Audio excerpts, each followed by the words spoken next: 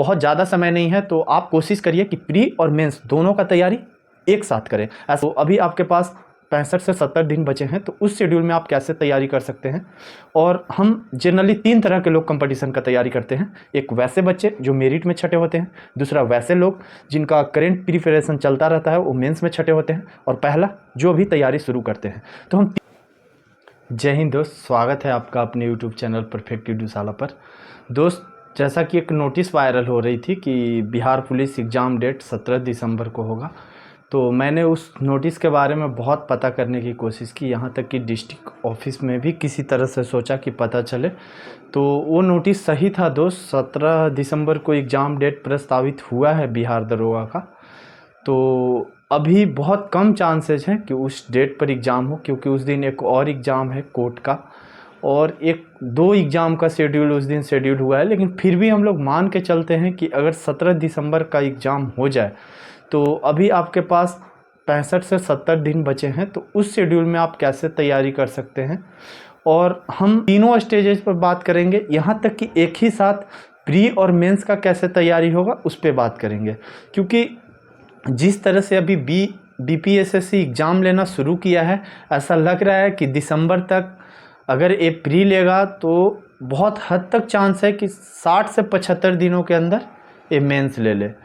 तो बहुत ज़्यादा समय नहीं है, तो आप कोशिश करिए कि प्री और मेंस दोनों का तैयारी एक साथ करें। ऐसा नहीं कि प्री का अभी और मेंस का बाद में। जैसा कि मैंने देखा कि बहुत सारे लोग एनसीईआरटी प्रेफर करने के लिए बोल रहे थे, और भी बहुत सारा बुक्स बोल रहे थे। तो अगर आप एनसीईआरटी पढ़िएगा दोस्त, तो आप 100 में 80 स्कोर क्यों करिएगा, आप 100 में 90, 95 इतना स्कोर कर सकते हैं आप एनसीईआरटी का बुक्स पढ़ के। तो अगर आपको सिलेक्शन लेना है तो आप ज़्यादा सब्जेक्टिव टाइप बुक के चक्कर में नहीं पड़े, कम दिन में सिलेक्शन लेना है तो नहीं तो आप पढ़ सकते हैं। सारा बुक्स एनसीईआरटी का कॉपी ही बनते हैं। कोई ऐसा बुक नहीं है जिसको बनाने में एनसीईआरटी का सहारा नहीं लिया जाता, क्योंकि कंटेंट वहीं से पूछे जाते हैं। लेकिन बहुत ज़्यादा है एनसीईआरटी, कोई 6 to 10th, कोई 6 to 12, 6 to 10th बोल देता है। आप जो 4 साल में आप जिस चीज़ को कवर करते हैं, उस चीज़ को 4 महीना में कवर करना हलवा नहीं है दोस्त। और जो आपको ये चीज़ सजेस्ट कर रहा है, तो उससे पूछिएगा कि आपको कवर करने में इसको कितना दिन लग गया। बहुत सारे तो ऐसे भी मार्गदर्शक हैं जिनका आज तक कभी प्री भी नहीं निकला, लेकिन वो आपको बता रहे हैं कि ऐसे करो तो सिलेक्शन हो जाएगा। तो सारी चीज़ों पर बात करेंगे दोस्त, तमाम चीज़ों पर। उससे पहले थोड़ा अपने बारे में मैं बता दूं। कोई कुछ भी बोले दोस्त, मुझे याद है कि मैंने पहली बार 2016 में कंपटीशन को फेस किया था एसएससी जीडी में। उस टाइम जियो का उतना क्रेज़ नहीं था, हम लोग नहीं जानते थे जियो के बारे में। नॉर्मली 3G डाटा हम लोग यूज करते थे। तो उस टाइम हम लोग कंपटीशन क्वालिफाई किए हैं। तो उस टाइम से आप समझ सकते हैं कि अभी कंपटीशन तो बढ़ा है, लेकिन उस टाइम टीचर नहीं होते थे। हम लोग को नॉर्मल कोई क्वेश्चन में डाउट होता था तो हम लोग गूगल सर्च भी करते थे, तो 2G डाटा में खुलता नहीं था। तो आज भले कंपटीशन बढ़ गया तो साधन भी बढ़ गया। तो चलिए हम बारी बारी से तीनों स्टूडेंट के बारे में बात करते हैं। सबसे पहले बात करेंगे कि जिनका मेरिट नहीं बन रहा, या किसी तरह से फिजिकल में छट गए हैं और इस बार इंतज़ार कर रहे हैं मेरिट बनाने का। तो वैसे स्टूडेंट बहुत कुछ जानते हैं, काफ़ी कुछ जानते हैं। मतलब समझ लीजिए कि इतना जानते हैं जितना टीचर जानते हैं, लगभग उतना जानते हैं या उससे भी ज़्यादा जानते हैं। नहीं सिलेक्शन हुआ, इसका कारण है कि बस उनको जो चीज़ एग्ज़ाम में पढ़ना चाहिए था वो पढ़े नहीं, लास्ट में वो चीज़ रिवीजन नहीं किए, या उस दिन उनका लक ख़राब था, या उस रफ्तार से उनका दिमाग काम नहीं किया जिस रफ्तार से एग्ज़ाम में दिमाग काम करना चाहिए था। तो दोस्त, आपको कुछ करने की ज़रूरत नहीं है। प्रैक्टिस सेट मारिए या क्वेश्चन बैंक से फिर से आप क्वेश्चन बैंक बनाइए, और जो सेक्शन आपको लग रहा है कि कमज़ोर है उस सेक्शन का स्पेशली आप रिवाइज करें। और उस चीज़ को रिवाइज करने के लिए आप हमारा ग्रुप का सहारा भी ले सकते हैं। हमारे पास बीएसएससी और बिहार दरोगा दोनों का ग्रुप है। बिहार दरोगा 1275 का टारगेट ग्रुप है। अभी 4 अक्टूबर से उसमें सिलेबस शुरू हो चुका है। तो आपको बिहार दरोगा प्रारंभिक परीक्षा तक सब कुछ वो चीज़ कवर करा दिया जाएगा। तो आप मेरा टेलीग्राम का लिंक डिस्क्रिप्शन और कमेंट बॉक्स दोनों में है, वहाँ से आप ग्रुप ज्वाइन कर लीजिए, आपको बैच के बारे में जानकारी मिल जाएगी।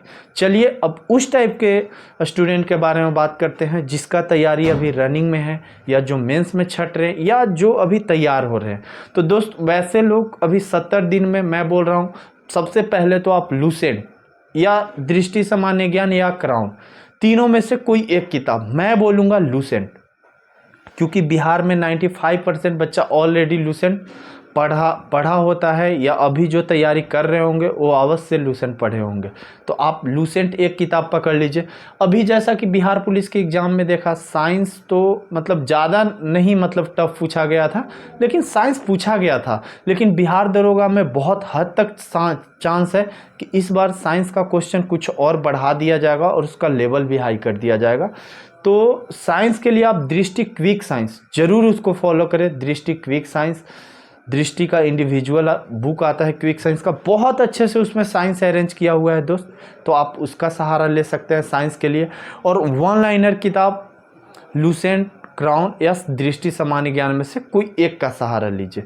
चलिए अब उससे आगे बढ़ते हैं। ऐसे लड़के जो घटना चक्र पढ़ चुके हैं, इस एग्ज़ाम को देने से पहले ऐसे लड़के जो तैयारी कर रहे हैं और घटना चक्र को पढ़ चुके हैं, तो आप घटना चक्र के बस महत्वपूर्ण सेक्शन को करें। जैसे हिस्ट्री का वेटेज बहुत ज़्यादा है बिहार दरोगा में, तो आप उसको घटना चक्र से कर सकते हैं। मॉडर्न हिस्ट्री करिए, फिर मेडाइवल करिए, क्योंकि यही दोनों पोर्शन ऐसा आता है, कुछ क्वेश्चन लगता है कि लूसेंट से बाहर है, मेडाइवल हिस्ट्री का या मॉडर्न हिस्ट्री का।